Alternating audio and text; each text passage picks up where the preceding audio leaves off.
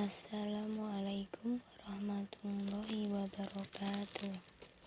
Perkenalkan, nama saya Niken Widuri dari kelas 10 Farmasi 5, nomor absen 22.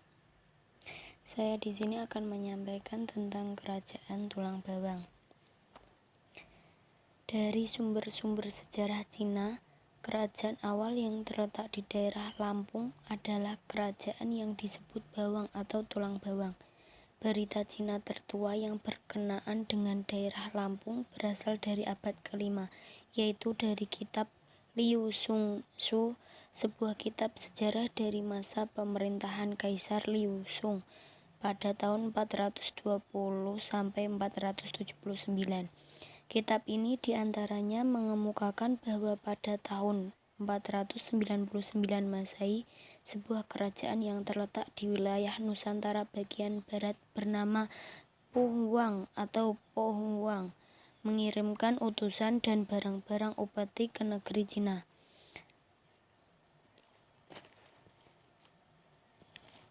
Dalam sumber sejarah Cina yang lain, yaitu kitab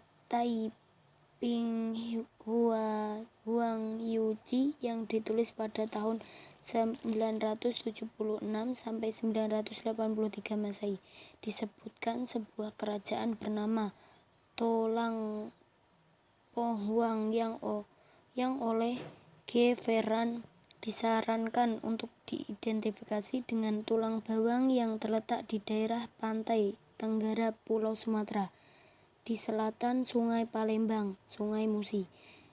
L.C. Damais menambahkan bahwa lokasi Tolang Pohuang tersebut terletak di tepi pantai seperti dikemukakan di dalam Wu Beijing, petunjuk pelayaran. Sampai saat ini, belum ada yang bisa memastikan pusat kerajaan tulang bawang. Namun, ahli sejarah Dr. J. W. Nardi memperkirakan pusat kerajaan ini terletak di Hulu Wai Tulang Bawang, antara Menggala dan Pagardewa, kurang lebih dari radius 20 km dari pusat kota Menggala. Seiring dengan makin berkembangnya kerajaan Celipocie Sriwijaya, nama dan kebesaran tulang bawang sedikit demi sedikit semakin pudar. Akhirnya sulit sekali mendapatkan catatan sejarah mengenai perkembangan kerajaan ini. Ketika Islam mulai masuk ke bumi Nusantara sekitar abad ke-15, Menggala dan alur sungai tulang bawang yang kembali marak dengan aneka komoditi mulai kembali dikenal Eropa. Menggala dengan komoditi andalannya, lada hitam, menawarkan harga yang jauh lebih murah dibandingkan dengan komoditas sejenis yang didapat VOC dari Bandar Banten. Perdagangan yang terus berkembang menyebabkan denyut nadi sungai tulang bawang semakin kencang, dan pada masa itu kota Menggala dijadikan dermaga BOOM, tempat bersandarnya kapal-kapal dari berbagai pelosok Nusantara, termasuk Singapura.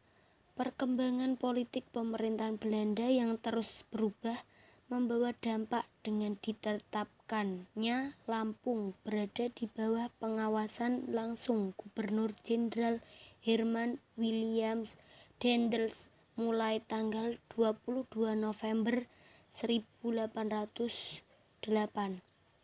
Hal ini berimbas pada penataan sistem pemerintahan adat yang merupakan salah satu upaya Belanda untuk mendapatkan simpati masyarakat.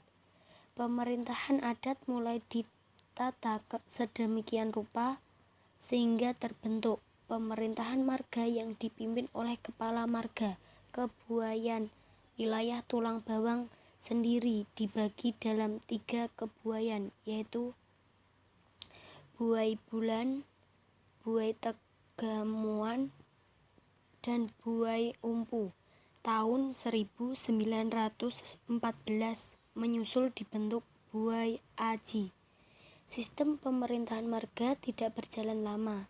dan pada tahun 1864 sesuai dengan keputusan Kasiden Lampung nomor 362 per 12 tanggal 31 Mei 1864 dibentuk sistem pemerintahan Pesirah. Sejak itu pembangunan berbagai fasilitas untuk kepentingan kolonial Belanda mulai dilakukan termasuk di Kabupaten Tulang Bawang. Pada zaman penduduk Jepang, tidak banyak perubahan yang terjadi di daerah yang dijuluki Saibumi Nengahnya Pur ini. Dan akhirnya sesudah proklamasi kemerdekaan RI, saat Lampung ditetapkan sebagai daerah keresidenan dalam wilayah Provinsi Sumatera Selatan, Tulang Bawang dijadikan wilayah kawedanan. Cukup sekian dari saya. Waalaikumsalam warahmatullahi wabarakatuh.